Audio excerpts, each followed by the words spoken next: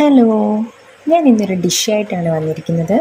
വളരെ പെട്ടെന്ന് തന്നെ നമുക്ക് എല്ലാവർക്കും ഉണ്ടാക്കിയെടുക്കാൻ പറ്റുന്ന ഒരു ഐറ്റമാണ്. വേറൊന്നുമല്ല, വാഴയ്ക്ക ഫ്രൈ ആണ്. കുറച്ച് ദിവസം കൊണ്ട് ഇതിങ്ങനെ ഫ്രിഡ്ജിൻ്റെ അകത്തിരിക്കുകയാണ്. ഏകദേശം ഒരാഴ്ചയായി കാണും. ഞാൻ എപ്പോൾ ഫ്രിഡ്ജ് തുറന്നാലും ഇതെന്നെ നോക്കി ഇങ്ങനെ പുഞ്ചിരിക്കാറുണ്ട്. അപ്പം ഞാൻ വിചാരിച്ചു, പാവം എത്ര ദിവസം കൊണ്ട് ഫ്രിഡ്ജിൽ ഇങ്ങനെ ഇരിക്കുക, അപ്പോൾ പിന്നെ നമുക്കിതിനെ അങ്ങ് ഫ്രൈ ആക്കിയാലോ. പിന്നെ ഒന്നും നോക്കിയില്ല, ദാണ്ട് ഇതുപോലെ അങ്ങ് അരിഞ്ഞെടുത്തു.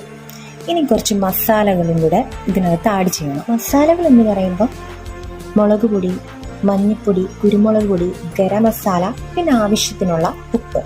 എന്നിട്ട് ഇതെല്ലാം കൂടെ അതിനകത്തിലേക്കൊന്ന് മിക്സ് ചെയ്യുക. അതിനുശേഷം ഒരു 15 മിനിറ്റ് റെസ്റ്റ് ചെയ്യാനായിട്ട് വെക്കുക.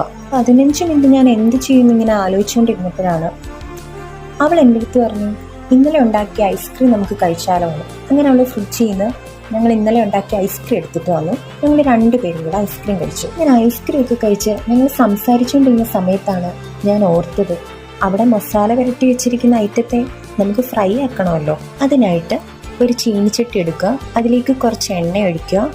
എണ്ണ ചൂടായതിന് ശേഷം നമ്മൾ മസാലകളെല്ലാം ചേർത്ത് വെച്ചിരിക്കുന്ന വാഴയ്ക്ക അതിലേക്ക് ഇടുക. അങ്ങനെ വാഴയ്ക്ക ഫ്രൈ ആയിരിക്കുന്നു. ഇനി നമുക്കിത് വേറൊരു പാത്രത്തിലേക്ക് ഇടാം. കണ്ടില്ലേ, നല്ല മുരിഞ്ഞിരിക്കുകയാണ്, അതുപോലെ നല്ല ടേസ്റ്റുമാണ്.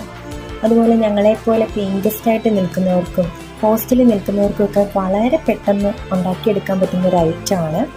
അതുപോലെ തന്നെ ഇത് നമുക്കൊരു സ്നാക്കായിട്ടും കഴിക്കാം, പിന്നെ ചോറിൻ്റെ കൂടെയും കഴിക്കാം. അപ്പോൾ എല്ലാവരും ഇതൊന്ന് ട്രൈ ചെയ്ത് നോക്കണേ.